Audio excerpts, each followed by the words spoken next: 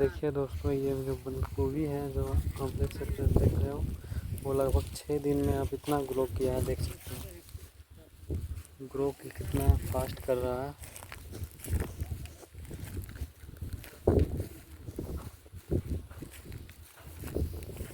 ये siemens company का बंधा है पत्ता गोभी। देखिए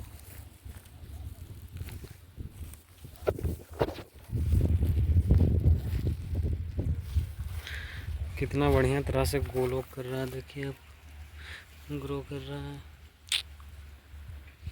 ये वीडियो जो अब हम डाले थे कुछ दिन पहले, लगभग 1 सप्ताह पहले, 1 सप्ताह में इतना ज़्यादा ग्रो किया है।